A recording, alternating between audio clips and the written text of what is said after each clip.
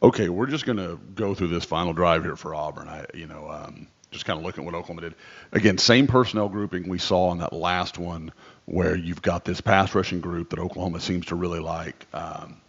You've got R. Mason Thomas up here, PJ Adebawore here, Grayson Halton here. Trace Ford's actually kind of lined up. Uh, I think trying to give them as much to think about as they can, and then of course Danny Stutzman again here in the A gap. Um, Obviously playing a lot of cushion, a lot of off stuff here. Going to avoid the big play. So, good solid tackle there by Peyton Bowen. Rivaldo Fairweather's a big guy, so just to go in and make that play, not let him get any extra off of it, that's solid. I love this. They disguise this so stinking well. Because look, you're showing man, man, man, man, man, and then you've got one high safety. Oklahoma, as soon as the ball snapped, Spears Jennings going to, well, I said that wrong. He's going to come right here through the B gap. Danny Stutzman's going to fall off. Billy Bowman's got responsibility over the top. So, I mean, it's a gamble, but I love it. This is not prevent defense. This is go make you a play. And to me, this is the play that ended the game. Because Auburn loses so much time on the clock, loses the yardage. They're just nowhere near where they, tick, tick, tick, tick. I mean, let's look at it from, he's down at 40 seconds. I bet you they lose at least 25% of the remaining clock just trying to get set up for the next play. Yeah, 32, 31. Yeah, they're going to lose even more than I thought. So 28. I mean, you're losing 15, 14.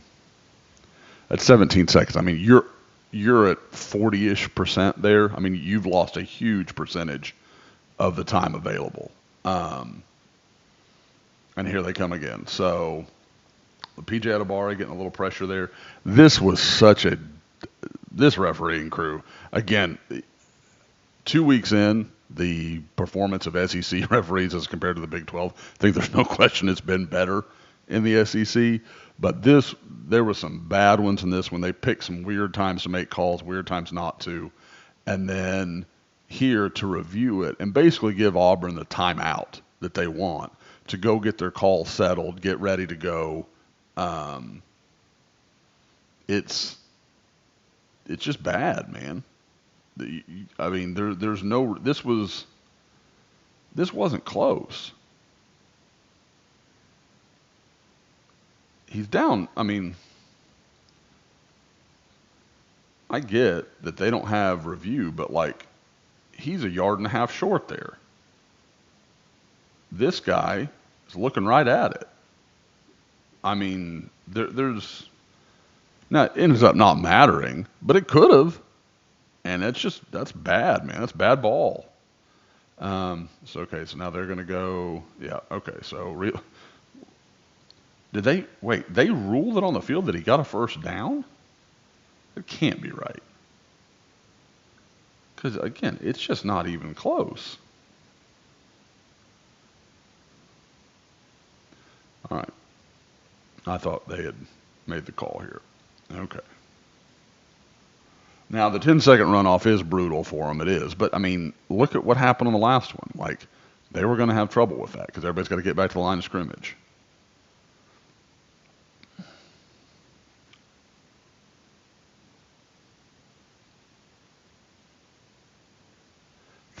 Yeah, there's one more completion here. R. Mason, that tackle's ready. Look how quick. I mean, that tackle is doing all he can just to slow R. Mason Thomas down. Doesn't do a bad job there, honestly, for playing that kind of game. Kind of reminds me of Orlando Brown when he used to see speed rushers. He's so stinking big that, yeah, that's cool. You can get him with speed every once in a while, but man, and that's, let's see. Does R. Mason spin back in on him? See, that's where R. Mason, as he gets more developed, see right here, spin around him. Like you've got him so off balance, so overcommitted. He's having to do everything he can just to hang on to you. I mean, even that little move where R. Mason steps back inside of him, it almost works. But if he, that's again, as a Colts fan for most of my life, watching Robert Mathis and Dwight Freeney, especially Dwight Freeney, use that little spin move back to the inside when guys were so worried about their outside shoulder, that's a beautiful play if you can make it work. And R. Mason has that kind of speed, so he could do that.